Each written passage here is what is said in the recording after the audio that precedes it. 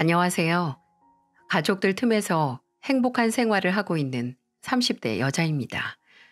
오해와 이해라는 단어는 자음 하나가 달라진 것 뿐인데 그 뜻이 엄청나게 바뀌는 것 같습니다. 한 단어가 나머지 단어가 품고 있는 근본적인 원인을 해결하기도 하죠. 오해로 벌어진 일의 원인을 서로 이해를 함으로써 풀어나갈 수 있으니까요. 근데 그 풀고 이해를 해나가는 과정이 자음 하나 바꾸는 문제처럼 쉽지가 않다는 게 문제라면 문제일 수 있겠네요. 오해가 안 풀려서 아예 꽁꽁 꼬인 실타리인 채로 남을 수 있지만 만약 오해를 풀고 싶다면 전 한바탕 크게 소나기가 내리고 공기가 맑아지는 것처럼 문제의 원인이 되는 오해를 마구잡이로 헤집는 대화가 가장 좋은 방법이라는 생각이 드네요. 지금 하늘에서 저를 돌봐주시는 저희 할머니께서 생전 늘 하셨던 말처럼 모든 인간관계 문제는 대화가 단절돼서 일어나는 거니까 악을 쓰던 속을 다 비워 털어놓든 뭐든 하는 게 좋으니까요. 할머니께서 제게 이런 이야기를 해주신 배경에는 비교적 순탄치 않은 제 과거 이야기가 있습니다. 제가 8살 때 일어난 사고로 저는 부모님 두 분을 모두 잃게 됐어요. 아버지께서는 그 사고로 목숨을 잃으셨고 어머니께서는 혼자 저를 키울 자신이 없어서 저를 시댁에 두고 멀리 떠나셨죠. 뭐든 두 분 다 제가 만날 수 없는 곳으로 떠나신 겁니다. 그래서 초등학교 입학 사진은 부모님이 아닌 친할머니, 친할아버지가 제 손을 잡고 있는 사진이었어요. 할아버지께서는 세상 무뚝뚝한 분이셔서 평소 할아버지 방 근처에도 잘 가지 않았지만 할머니께서는 아마 제가 세상에서 할머니만큼 사랑하는 사람이 없을 정도로 제게 소중한 분이셨어요. 이런 말을 들으면 할아버지께서 좀 서운해하실 수 있지만 할아버지는 정말 무서운 분이셨거든요. 반면에 저희 할머니께서는 정말 너무 다정하고 사랑스러운 분이셨어요. 할머니께서 나이 70이 넘으면서 쭉 식당에서 설거지하고 밑반찬 만들면서 돈을 번 이유가 다 저 때문이었으니까요. 할머니의 세상이 모두 저로 인해 돌아가는 만큼 제 세상 또한 아침부터 저녁까지 할머니가 안 계시면 안 돌아갈 정도였죠. 아침잠이 많아서 어려서부터 학교 갈 시간에 잘 일어나지 못하는 저를 할머니께서는 늘 입에 군침이 도는 소시지 반찬으로 깨워주셨어요. 수진아, 우리 수진이 아가씨 일어나야지. 아직도 아침에 저를 깨우는 할머니 목소리가 제 귀에 생생하네요. 눈곱도 못 떼고 거의 반은 졸면서 낮은 식탁 앞에 앉아 있으면 할머니께서는 김에 밥이랑 소시지, 멸치, 오징어 젓갈 등을 넣어 싸서 제 입에 쏙 넣어주셨어요. 제가 꾸벅꾸벅 졸면서 그걸 받아먹고 있으면 할아버지께서는 탐탁지 않다는 듯이 헛기침을 하면서 혀를 차셨습니다. 네가 아도 아니고 세수하고 퍼뜩 알아서 뭐라. 라고 부르령이 떨어지면 할머니께서는 옆구리에 저를 끼고 이렇게 말씀하셨어요. 우리 수진이 맞는데? 그치? 우리 수진이는 영원히 할미야지? 할머니 눈에는 제가 고등학교 교복을 입어도 대학교에 다니면서 술을 배워서 마시고 들어와도 늘 아이로 보이셨나 봐요. 저는 첫 출근도 할머니께서 손으로 직접 김에 싼 밥을 받아 먹고 했었거든요. 할머니께서 식당 일 하시며 번 돈으로 대학에 들어가 번듯한 사회인이 돼서도 저는 늘 할머니의 아기였습니다. 세상에서 누구보다도 할머니를 사랑한 저이지만 사춘기에는 약이 없다고 그렇게 사랑하던 할머니 속을 썩이기도 했어요. 무서운 할아버지에게는 반항을 못하니 제게 화 한 번 내지 않는 할머니에게 화풀이를 한 거죠. 누구나 사춘기 때 한 번쯤 그러듯이 저도 집에 들어가면 입을 꾹 다물고 있을 때가 있었어요. 그냥 모든 일에 짜증이 나서 말을 하고 싶지 않았던 거죠.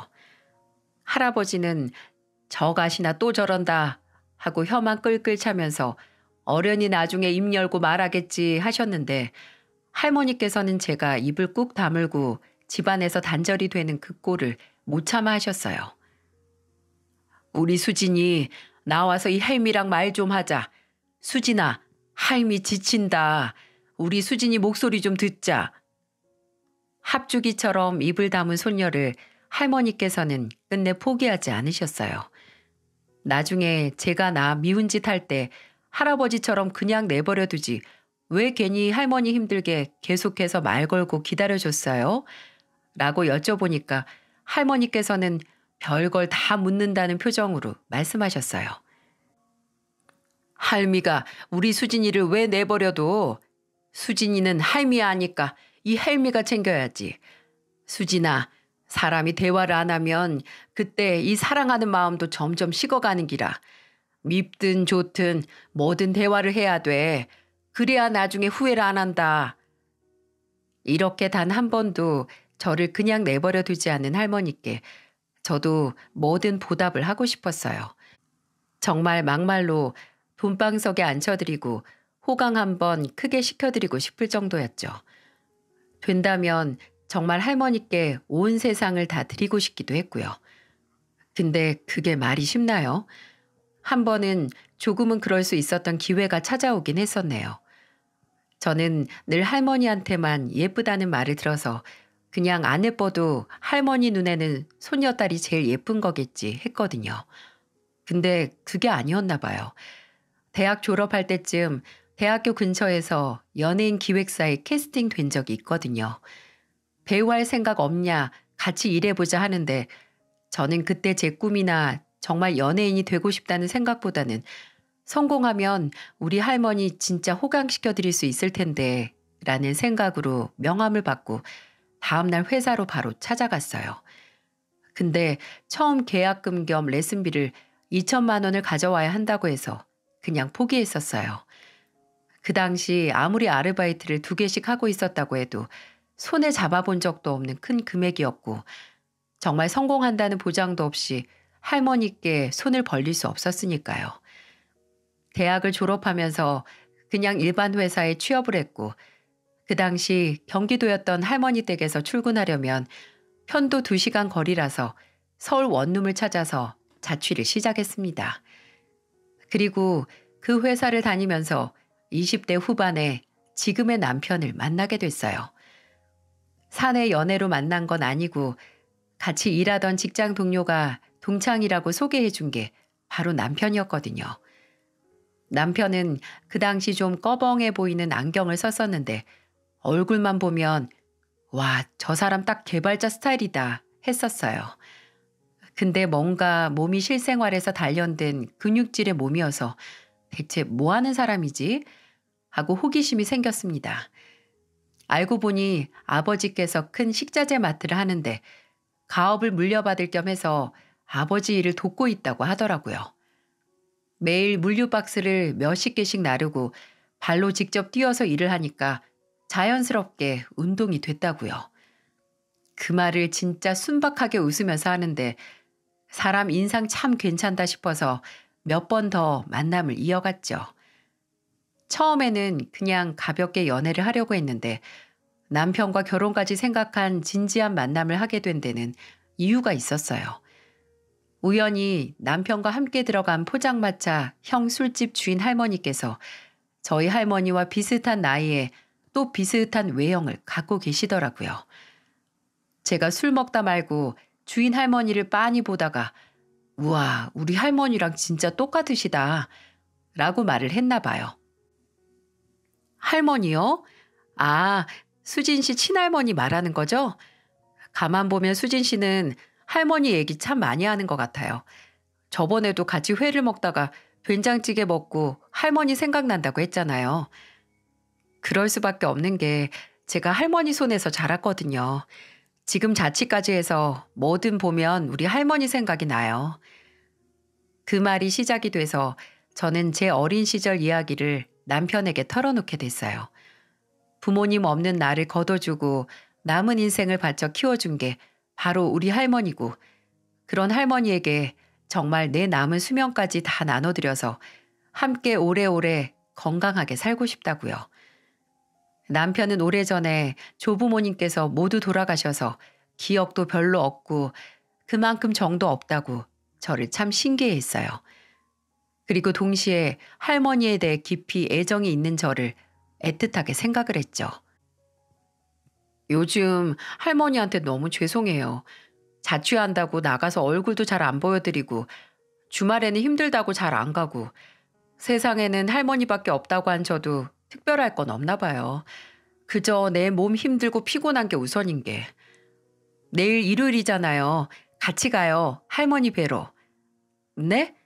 아우, 나야 갈 수 있어도 대훈 씨가 뭐하러 가요? 왜요? 같이 갈 수도 있죠. 저도 수진 씨가 세상에서 제일 사랑하는 분 뵙고 싶어요. 의정부에 사신다고 하셨죠? 내일 제가 차 끌고 수진 씨 자취방 앞으로 갈 테니까 나와요. 가서 할머니께 맛있는 것도 해드리고 재밌게 놀다가 와요.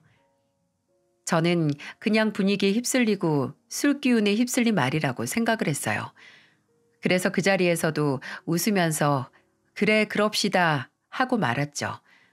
근데 정말 다음 날 이른 오전에 남편이 제 자취방 앞으로 온 게 아니겠어요? 아직 잠도 안 깬 저를 태우고 마트에 들러서 이것저것 음식 재료를 사더니 바로 할머니 댁으로 달려갔죠. 할머니는 제가 누구랑 연애하는지도 모르셨는데 갑자기 나타난 저와 제 연애 상대를 보고 얼떨떨해 하시다가 이내 잘 왔다고 환영해 주시더라고요. 남편은 주방을 빌린다면서 쏙 들어가 버리고 저는 할머니 할아버지와 오붓한 시간을 보냈습니다. 제가 주방에 들어가서 도우려고 해도 남편은 오히려 방해라고 하면서 쫓아냈네요. 남편은 할머니께서 좋아하시는 동태찌개, 할아버지께서 좋아하시는 엄나무 넣은 오리탕을 했죠. 아이고, 이게 다 뭐래? 어쩜 머스마가 이렇게 음식을 잘한디야. 어디서 배웠어? 음식하는데 머스마가 어딨어요. 뭐든 찾아보면 다 배울 수 있어요, 할머님.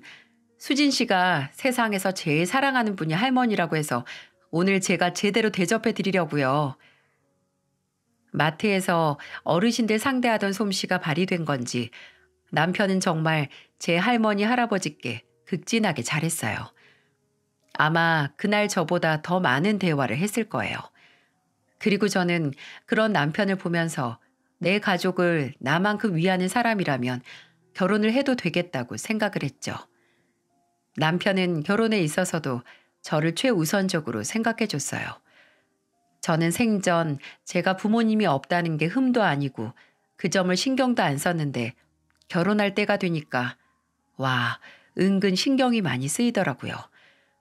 특히나 친인척도 얼마 없어서 결혼식장을 다 채우지도 못하는 하객을 생각하니까 숨통이 턱 막혔죠. 근데 그걸 어떻게 눈치를 챈 건지 제가 말을 꺼내기도 전에 남편은 결혼식을 괜히 크게 하지 말고 가족들끼리 하자고 해주더라고요. 그리고 결혼은 1년 정도 더 뒤에 하려고 했는데 그 당시 저희 할머니께서 몸이 좀 안 좋으셔서 혹시나 제 결혼식 전에 돌아가시면 어쩌나 했었거든요.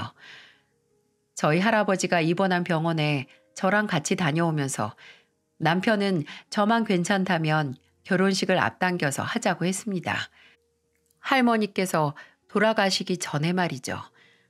저는 이런 남편의 배려가 고맙기도 하면서 또 너무 나만 생각하는 건 아닌가 싶었어요. 근데 이 생각을 저만 했던 게 아니더라고요. 앞당겨진 결혼식만큼 앞당겨진 결혼 전 시댁에 인사드리러 간 자리에서 시어머니께서 하는 말을 듣고 알 수 있었어요. 근데 대훈이 너 너무 끌려다니는 결혼하는 거 아니니? 무슨 결혼식 하객도 얘한테 맞춰서 하고 날짜도 지멋대로. 수진아, 너 벌써부터 남편 기 잡는 거니? 무슨 기를 잡아요. 엄마도 참. 말씀드렸잖아요. 결혼식 규모는 저도 크게 하고 싶지 않았고 날짜는 수진이 할머니 건강 때문에 어쩔 수 없었다고요. 그래, 그 정도는 얼마든지 맞춰서 할 수 있는 거지. 수진아, 행여 부담스러워하지 말어라. 어? 남편이 설명을 하고 시아버지께서 저를 두둔해 주셔도 시어머니께서는 안이 꼽다는 표정을 지우지 않으셨어요. 제게 모아둔 돈은 얼마냐, 연봉은 얼마나 되고, 결혼하고서 얘는 몇 명 낳을 거고, 일은 언제 그만둘 거냐 하시면서 질문은 계속 늘려가셨죠. 너 살림은 좀 하니? 할머니 손에서 자랐으면 그래도 보고 배운 게 좀 있겠지. 거창하게 할 줄 아는 건 없고 간단한 밑반찬이랑 찌개는 자취하면서 실력이 좀 늘었어요. 엄마, 걱정 말아요. 엄마 아들이랑 결혼하는데 왜 살림 걱정을 해? 내가 음식 잘하는 거 엄마가 제일 잘하시잖아요. 살림도 꼼꼼하게 잘하고. 그래, 우리 대훈이가 그런 점에서는 또 믿을만 하지. 부부는 서로 살면서 보완하는 거야. 수진이가 못하는 거 대훈이가 하고 대훈이가 못하는 거는 또 수진이가 하면 되지. 그래서 수진이 네가 우리 대훈이보다 잘하는 게 뭐냐고. 아휴, 난 우리 아들이 결혼해서 아내 비위 맞추면서 일에 치이고 또 집에 와서는 집안일에 치이면서 사는 거 못 봐. 수진이 너 결혼하고 나서 조금이라도 가정에 소홀해서 우리 대훈이 힘들게 해봐. 배운 게 도둑질이라고. 살면서 너희 부모님처럼 무책임하게 굴면 내가 당장 갈라서게 할 테니까. 지금 무슨 소리를 하는 거야? 아니 당신은 왜 벌써부터 애들 앞에서 그런 소리를 해? 아직 일어나지도 않은 일 벌써부터 왜 꼬아서 생각하냔 말이야. 나중에 우리 지혜가 시집가서도 당신 같은 시어머니 만나서 이런 취급 받으면 좋겠나? 당신도 알잖아요. 원래 부모 없이 자라면. 내가 알긴 뭘 알아. 당신은 고아 아니야? 장인어른 장모님 돌아가시고 고아인 건 당신도 마찬가지잖아. 나도 이미 10년 전에 고아됐고 세상 사람 중에 고아 안 되는 사람이 어딨어. 적당히 좀 해. 적당히 좀. 아니 내가 뭘요. 뭘 못할 말 했어요? 수진아, 자식 가진 부모 마음 다 똑같은 거야. 자식이 결혼해서 고생 안 했으면 좋겠는 거. 그럼 수진이 할머니 마음도 똑같으시겠죠. 수진이가 결혼해서 시집살이 안 당했으면 하는 거. 엄마, 제발 괜한 그 걱정 좀 하지 마세요. 내가 뭐 팔려가요? 시어머니께서는 불우한 환경에서 배운 게 없는 정말 모자란 며느리더라고요. 그리고 그 며느리 때문에 본인 아들이 고생할까봐 전전긍긍하는 모습이었습니다. 다행히 남편이나 시아버지께서 제 편을 들어주셨지만 솔직히 고부 갈등이라는 게 주변 사람들의 중재로 완화가 되는 게 아니잖아요. 다 당사자들 문제죠. 상견례나 결혼식 당일날은 그나마 조용했던 시어머니께서 결혼 후에 아주 마음을 굳게 드시고 며느리 길들이기를 하시기 시작하셨어요. 시어머니께서는 주변에 저를 모자란 아이로 소개하셨습니다. 예를 들어서 시부모님과 밖에 외출해서 식사를 하다가 제가 숟가락을 떨어뜨리거나 하면 식당 직원에게 어머, 여기 숟가락 좀 가져다 주세요. 미안해요. 우리 며느리가 777 못해서 라는 말을 꼭 붙이셨죠. 백화점에 갔다가 제가 화장실을 못 찾으면 아까 안내원이 엘리베이터 옆이라고 했잖아. 애가 왜 이렇게 맹하니? 방금 한 말도 기억을 못해? 라고 남들 다 듣는 목소리로 말을 하셨고요. 이렇게 늘 다른 사람들에게 제가 얼마나 모자라고 답답한 사람인지 알려야 속이 풀리는 분이셨어요. 그래서 한 번은 시어머니의 그런 말버릇이 너무 짜증이 나서 모질한 게 어떤 건지 보여드리기로 했어요. 의도적으로 팔을 뻗어서 시어머니 앞에 있던 물잔을 쳐서 시어머니 무릎에 물을 왕창 쏟았습니다. 아이고 이게 뭐야? 넌 왜 이렇게 애가 조심성이 없어? 왜 이렇게? 모자르냐고요? 네 죄송해요 어머님. 어머님이 매일 저한테 모자르다고 하셔서 그렇게 됐나 봐요. 얼른 닦으세요. 재빠르게 말을 가로채서 하는 절 보고 시어머니는 입을 헙 다물고 그냥 가만히 있으셨고 옆에 있던 남편은 웃으면서 그래 그런가 보다. 다 우리 엄마 탓이네 하면서 아무렇지 않게 말하더라고요. 그 이후로 동네방네 며느리가 모질하단 말을 안 하시고 다니긴 했었네요. 근데 정말 문제의 시작은 신혼집 현관문 비밀번호를 알려달라는 것부터였어요. 그때 신혼집은 시아버지께서 해주셨었는데 시댁에서 차로 20분 정도 거리에 있었거든요. 그래서 그런지 시어머니께서는 아주 당당하게 내 남편이 사준 집인데 내가 번호 누르고 들어가지도 못해? 라면서 번호를 요구하셨어요. 남편은 제가 불편하면 알려드리지 말라고 했고 주변에서도 절대로 알려주지 말라고 했지만 그때는 괜히 결혼 생활 초기부터 이런 일로 싸우기가 싫어서 바로 알려드렸어요. 근데 정말 알려드리자마자 주변에서 예견했던 일이 일어나기 시작했습니다. 시어머니는 크게 세 가지를 가지고 저를 잡들이 하셨어요.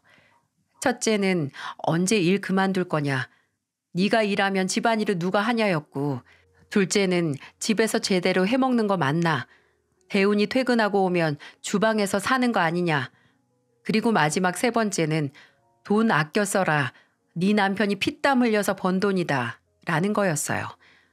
첫 번째는 그다지 큰 문제가 되지 않았습니다. 그 당시 다니던 회사는 복지가 그렇게 좋지 않아서 아이를 가지면 바로 그만둘 생각이긴 했거든요. 그냥 아이가 생길 때까지 버티면 되는 일이었어요. 그리고 두 번째는 남편이 아예 못을 박았어요. 음식은 본인이 하고 싶다고 말이죠. 입맛이 까다로워서 음식 만든 본인이 알아서 다 한다고 괜히 참견 말라고 시어머니에게 말을 해뒀기 때문에 그 문제로는 제게 뭐 요리를 배워라, 연습해라 소리를 더는 안 하셨습니다. 저와 시어머니 사이를 틀어지게 한 결정적인 문제는 바로 가계부 문제였어요. 웃긴 게 늘 회사 그만두고 집에서 살림해라 라고 말하던 시어머니는 제가 첫째를 낳고 일을 그만두자 바로 태세 전환을 해서 집에서 놀면서 돈 쓸 궁리 하지 말고 알뜰하게 살라고 요구하셨어요. 참나, 그냥 본인 아들이 번 돈 쓰는 게 꼴보기 싫으셨던 거예요.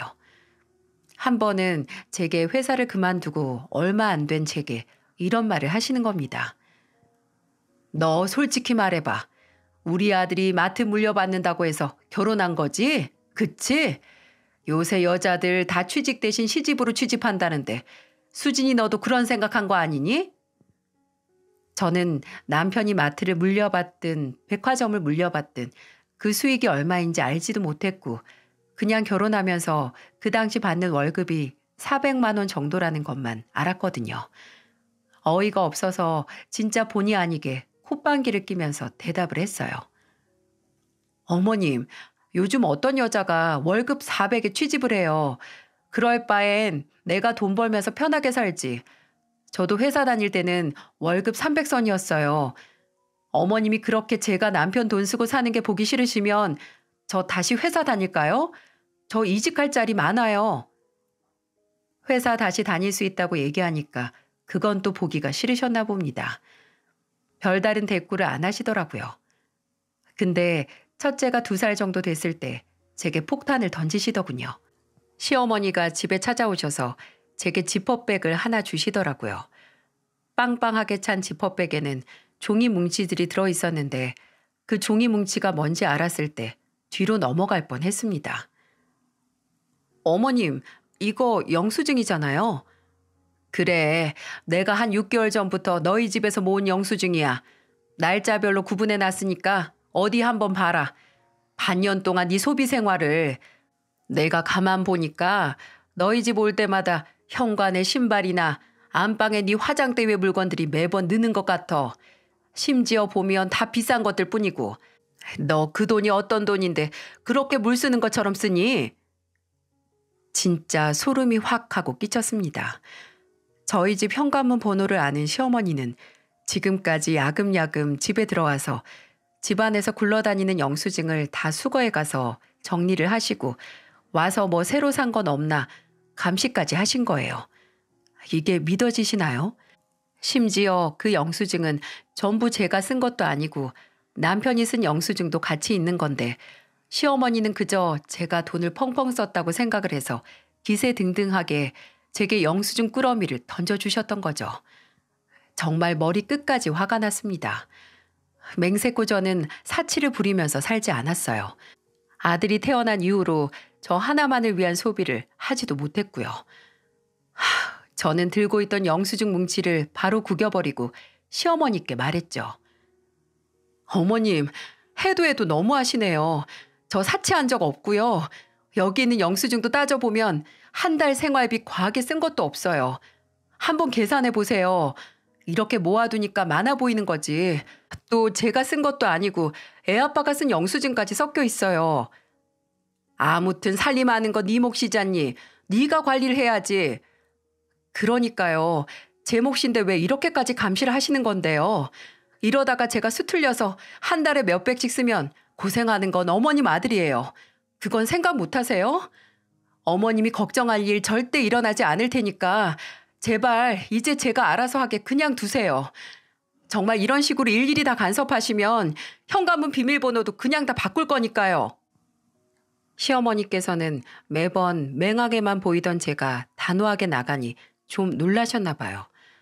그 후로 다행히 영수증을 모아둔 것 정도의 일은 하지 않으셨습니다. 결혼 후 확실히 남편과 아이 덕분에 행복하긴 했는데 시어머니 때문에 한숨 쉬는 날이 잦아지긴 했어요. 근데 제가 누구한테 다 털어놓고 말을 하겠어요. 남편한테 말하면 모자 사이 갈등만 나고 할머니께는 걱정하실까봐 더 말씀을 못 드리고 그냥 친한 친구들에게 털어놓고 위로를 받으면서 버텼죠. 근데 시어머니께서 제 속을 태우는 만큼 시아버지께서 제 속을 달래주셨어요. 결혼 후 얼마 안 돼서 저희 할아버지께서 돌아가셨을 때 누구보다 저를 위로해 주신 것도 시아버지셨어요. 시아버지께서는 마치 본인 부모님께서 돌아가신 것처럼 3일 내내 잠도 잘 못 주무시고 조문객들을 받으셨습니다. 마치 저희 아버지께서 살아 계셨다면 하셨을 일을 대신 해주시는 것 같았죠. 또 명절은 물론이고 따로 특별한 날이 아니더라도 할머니 보내드려라 하고 과일이나 국거리용 사골, 영양제나 한약 등을 지어서 제게 주셨죠. 그렇게 자상하고 사려 깊은 시아버지를 보면서 솔직히 속으로 시아버지께서 속아서 시어머니 같은 분과 결혼하신 건 아닐까 했었네요. 다행히 남편도 그런 시아버지를 닮아 가정에 충실하게 잘했습니다. 제 입에서 서운하다는 말이 나오지 않을 만큼 잘했어요. 어떨 때는 저보다 더 깔끔해서 오히려 제게 잔소리를 하는 정도였고요. 명절에도 마지막 날에는 꼭 제게 할머니 댁에서 자고 오라고 해줘서 시어머니가 또 그것 때문에 불만이 많으셨죠. 친정에 먼저 갔다 오고 시댁에 있어야 하는 거 아니냐 하시면서요. 결혼 4년 차에 둘째 딸이 태어났는데 둘째는 태어나자마자 얼굴이 저랑 똑같았거든요. 남편도 어떻게 막 태어난 아기 얼굴이 이렇게 생겼냐고 할 정도였답니다. 할머니께서도 우리 손녀 닮았다고 정말 좋아하셨는데 시어머니는 제 얼굴을 똑 닮은 손녀를 보고 이렇게 말을 하셨습니다. 얘도 지애미 닮아서 얼굴값 하겄다. 이게 다 무슨 소리인지 무슨 의도로 한지 알고 싶지도 않지만 악담을 한 것만은 분명했어요. 늘 제게 여자가 얼굴 뜯어먹고 살면 폐가 망신한다고 하던 분인데 괜히 본인 아들 안 닮고 미운 며느리 닮은 손녀가 안 입고 오신 거였죠. 참으로 어른스럽습디다. 제 결혼 생활은 남편과 아이들 그리고 시어머니 덕분에 행복과 지옥을 넘나들었어요. 시어머니만 개입이 되면 바로 지옥이 되는 거예요. 그래도 가족이 된 지 7년 정도 지났으면 좀 나아지지 않을까 했는데 전혀 미동도 없이 꼿꼿하게 저를 탐탁지 않게 생각하셨어요. 차라리 이렇게 일관성 있는 게 낫겠다. 나도 괜히 정 안 주게 하고 생각을 했는데 사건이 터졌습니다. 둘째가 갓 돌이 지났을 때쯤 시누이 결혼 소식이 들렸어요. 결혼할 사람과 함께 시댁에 인사를 간다고 해서 저도 남편과 함께 가기로 했죠. 근데 그 당시 제 몸 상태가 말이 아니었거든요. 애 낳고 나서 면역력이 많이 떨어져서 잔병치레도 많았고 약속 전날에 대상포진까지 와서 움직일 수가 없었죠. 그래서 남편이 조금이라도 편하게 쉬라고 혼자 둘째만 데리고 시댁으로 갔습니다. 저는 첫째랑 집에 남아서 쉬고 있었고요. 첫째는 엄마 아프다고 조용히 그림책만 보고 종종 누워있는 제 옆으로 와서 얼굴 한번 쓰다듬고 가고 그랬었네요. 한 2시간 정도 지났을까요? 약균 때문에 설핏 잠에 들어 있는데 현관문 잠금 장치 풀리는 소리가 어렴풋이 들리더라고요. 남편이 왔나? 좀 일찍 왔네? 라고 생각을 하는데 몇 분 뒤에 감았던 눈을 뜨고 심장이 한번 덜컹했네요. 열린 안방 문 앞에 시어머니가 정승처럼 서 계신 겁니다. 저는 제가 꿈을 꾸는 줄 알았어요. 그도 그럴 것이 시어머니의 표정이 너무 무서웠거든요. 어머님?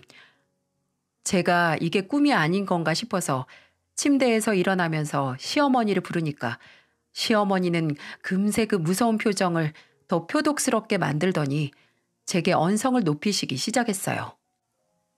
넌 도대체 어떻게 된 애가 결혼하고 나서 한 번도 안 빼먹고 우리 집을 무시해? 네? 어머님, 갑자기 그게 무슨 소리세요? 모르는 척 하지 마라. 가증스러우니까. 내가 너 처음부터 마음에 안 들었어. 내 아들 뒤에 숨어서 이리저리 지 하고 싶은 것만 하는 것 때문에. 근데 어떻게 좀 더 나아지지가 않니? 어? 아픈 척하고 집안 행사를 빠져? 최서방이 우리 집을 어떻게 생각하겠어? 며느리가 지 힘들다고 중요한 자리도 턱턱 빼먹는데 지도 똑같이 이 집안을 무시해도 되겠구나 생각하겠지. 어처구니가 없었습니다.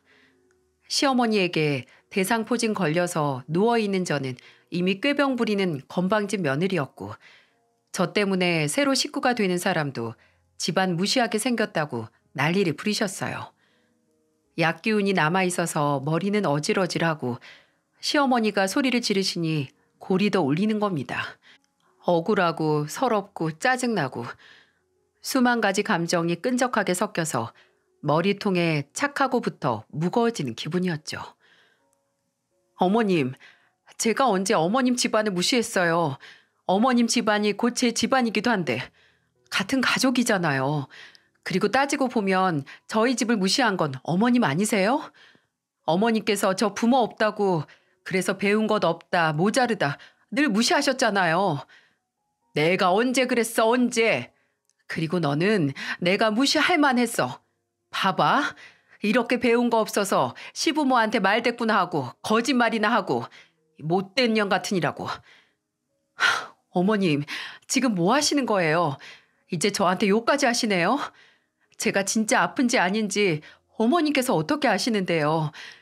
그냥 저 미워서 지레 짐작하시고 또 괜한 트집 잡는 거잖아요. 진짜 너무하시네요.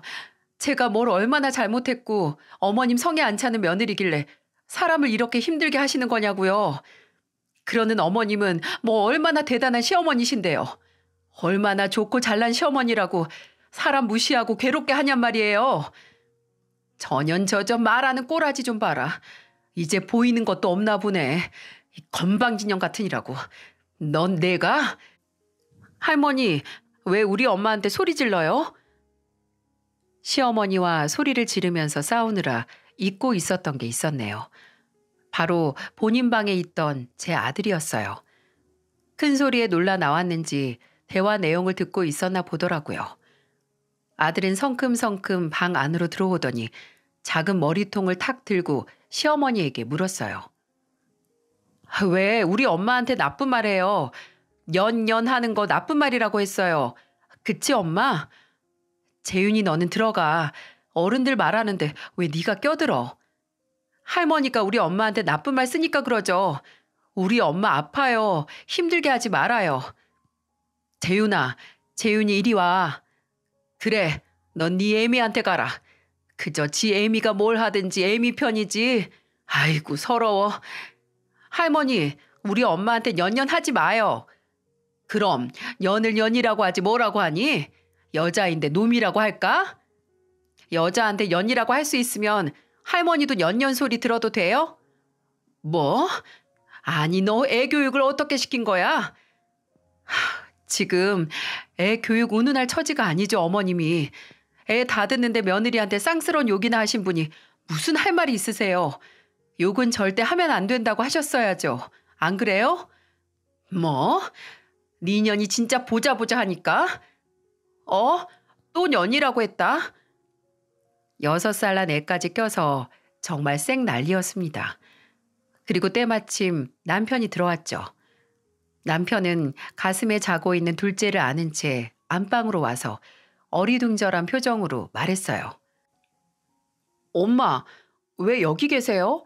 식사하고 바로 나가셔서 아버지가 찾으셨는데. 알고 보니 시어머니는 감히 집안 행사에 참석하지 않은 며느리를 처단하기 위해 식사만 하고 바로 저희 집으로 출동하신 거였어요. 참나, 그렇게 중요한 자리라고 했으면서 먼저 자리를 뜨는 건 괜찮나요? 남편은 횡설수설하면서도 최대한 상황을 설명하려는 아들의 말을 들었습니다. 할머니가 엄마한테 꾀병이라고 했어.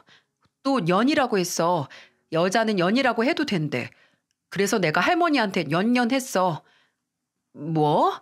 이게 다 무슨 소리야? 당신 몸은 좀 괜찮아? 왜 일어나 있어?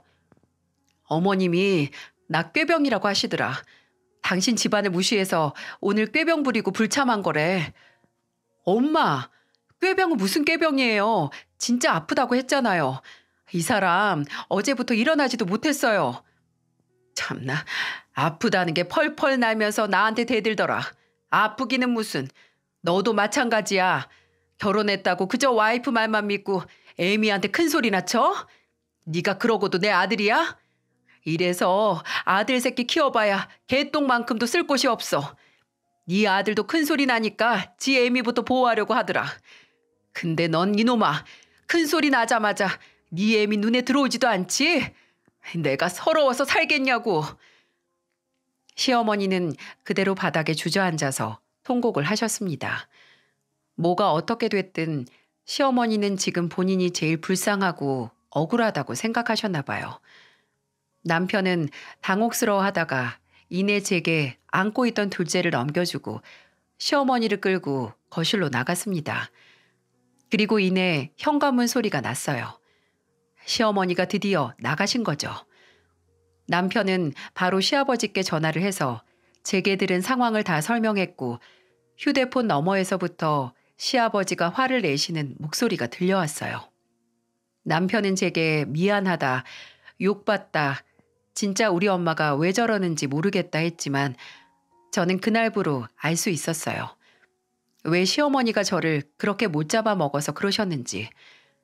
그냥 마음에 안 들었던 겁니다.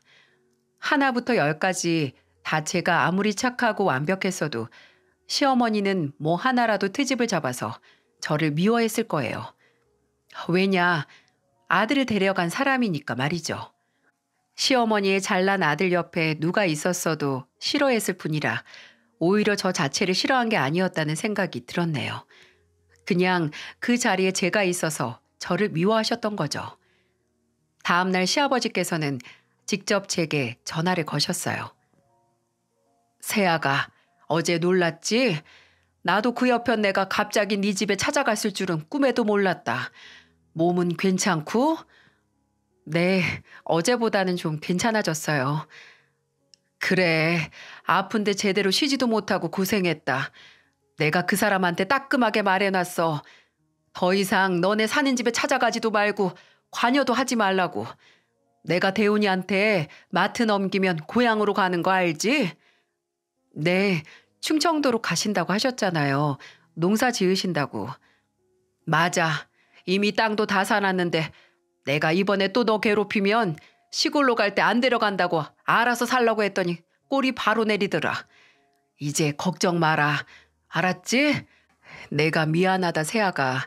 네 시어머니가 그저 지 아들만 귀한 줄 알아서 그래. 자식한테 눈먼 애미 때문에 네가 고생이 많았다. 저 때문에 아예 갈라서자고까지 협박을 하신 시아버지. 이에 그치지 않고 시아버지께서는 아예 은퇴를 앞당기셨어요. 아무래도 시댁과 저희가 사는 집이 가까워서 더 문제인 것 같다고 원래 3년 정도 더 있다가 남편에게 마트를 물려주시기로 했는데 이미 노후 대비도 끝났고 가족은 좀 멀리 떨어져야 소중함도 알고 애틋해진다고 하시면서 올해 도시 생활을 접고 고향으로 가셨습니다. 괜히 저 때문에 은퇴가 빨라진 건 아닌가 해서 죄송했는데 시아버지께서는 원래 더 빨리 가고 싶었다고. 근데 아들한테 일 가르쳐 주면서 일정이 늘어났던 거라고 제 마음을 위로해 주셨어요.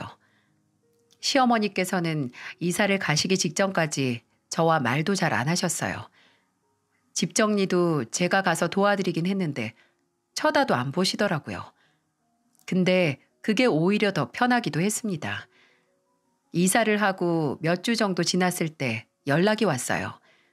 시간 될 때 한번 내려와서 얼굴 보자고요. 어차피 시댁 이사가 다 끝나면 남편과 애들 데리고 갈 예정이라서 알겠다고 했죠. 그렇게 내려간 시댁은 고즈넉한 농촌에 자리 잡은 주택이었어요. 근데 정말 신기한 게 몸이 멀어지면 와해됐던 게 좀 정리가 되고 복구가 되는 게 사람 관계인가 봐요. 시아버지 밭 구경하고 집 구경하고 동네 구경하고 나서 시어머니께서는 마당에 마련해둔 의자에 앉아서 조용히 제게 말을 꺼내셨어요. 결론적으로는 제가 미우셨대요. 그냥 내 아들이 다 양보하고 끌려다니는 것 같아서 그래서 네가 미웠다. 내 아들이 뭐가 모자라서 여자 비위 다 맞춰주면서 살까 싶어서. 그게 무슨 비위를 맞추는 거예요. 그만큼 저도 양보하면서 사는 게 있죠. 안다. 이제 나도 아는데 그때는 그랬어. 봐라. 결혼식도 그렇고 날짜도 다 그냥 통보하지 않았니. 그래서 얘가 어른을 아예 무시하는구나 하고 삐뚤게 생각을 한 거지. 그럼 지금은 저한테 좀 미안하세요? 그래. 지금은 미안하지. 그래도 내가 어른인데 딸뻘 된 애랑 뭐 하는 건가 싶었어. 네 시아버지도 나한테 그러더라. 그렇게 시댁 시집살이에 치를 떨고 산 양반이 왜 똑같은 짓을 하려고 드냐고 말이야. 그리고 이번에 지혜 결혼시키고 나서 나도 결혼한 딸 둔 엄마 마음을 알게 된 거지. 미안하다 아가. 내가 너한테 못할 짓 했어. 솔직히 그 입장이 되어보기 전에는 아예 생각조차 못했구나 하고 씁쓸했어요. 이제 누군가의 며느리가 된 딸을 둔 엄마 입장에서 보니까 저한테 너무했다 싶었던 거죠.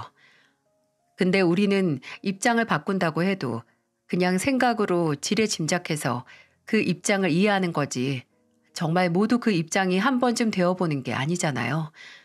왜 처음부터 그 입장을 바꾸시지 않았을까?